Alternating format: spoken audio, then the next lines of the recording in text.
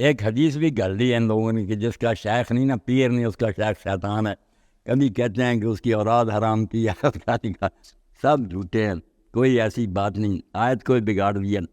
آپ دیکھ لیں جتنی عربی زبان میں تفسیریں لکھی گئی ہیں 1400 سال میں, عربی سے عربی سب کہیں گے کہ یہ وسیلہ کیا ہے, تقرب الیہ بالطاعۃ, کہ نیکیاں کر کے اللہ تعالیٰ کا قرب تلاش کرو, قریب ہونے کی کوشش کرو. بیعت جو تھی اسلام میں وہ بھی سب جانتے ہیں کہ یا رسول اللہ کی ہوتی تھی, لوگ اسلام لاتے تھے, جہاد کے لیے کرتے تھے, یا خلیفۃ المسلمین کی ہوتی, خلیفے کے ہوتے. دوسرا اگر بیعت ہے بغاوت سمجھی جاتی تھی. کون ہے جس نے یہ الگ بیعت لے لی؟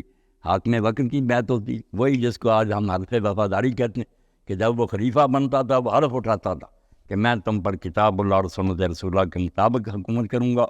قوم کے نمائندے اس کے سامنے حلف اٹھاتے تھے کہ آپ جب تک راہ راست پر رہیں گے ہم آپ کی اطاعت کریں گے, آپ کا حکم مانیں گے. یہ بیعت ہوتی. یہ پیروں اور مرشدوں کی بیعت کوئی نہیں.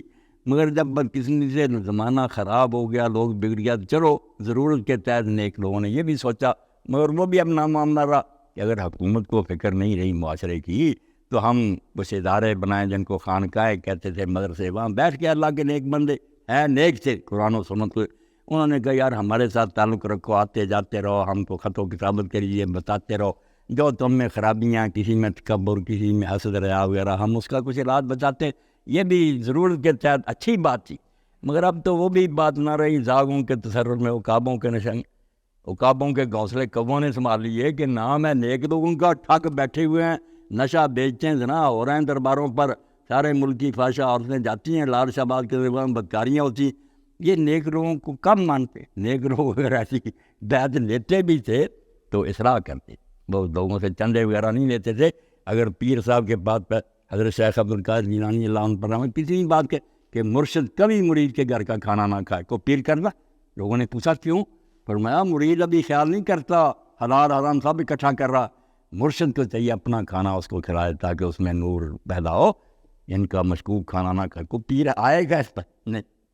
اب تو حال یہ ہے کہ گھر پیر کا بجلی کے چراغوں سے ہے روشن, ہم کو تو میسر نہیں مٹی کے لیے.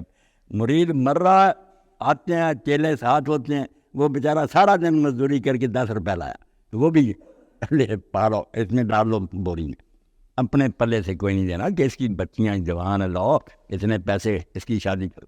تو یہ بیعت کا نام لے کر بالکل فراڈ کریں تو بیعت کہاں گی؟ ابراہیم لودھی اتنے بڑے سلطان تھے ہندوستان کے, ایک شخص سے انہوں نے کہا کہ حضرت مجھے آپ مرید کے, انہوں نے کہا اس شرط پر کروں گا کہ نہ میں تجھے ملنے آؤں گا, نہ تو مجھے آنا, نہ کوئی مجھے پیسہ بھیجنا, کبھی نہ میری کوئی خدمت کرنا, جو میں ہدایتیں دی اس پر عمل کرو. پھر بھی کوئی بات چیت بیعت کی. اب کیا بیعت کے نام پر فراڈ, ساری عمر مرید حرام کر رہی ہیں, کرتا رہے, بس میں فلاں سلسلے سے منسلک سے فلاں کو مار رہا ہوں. یہ کوئی نہیں, وہ نہ وہ بیعت ہے نہ کوئی پیدا.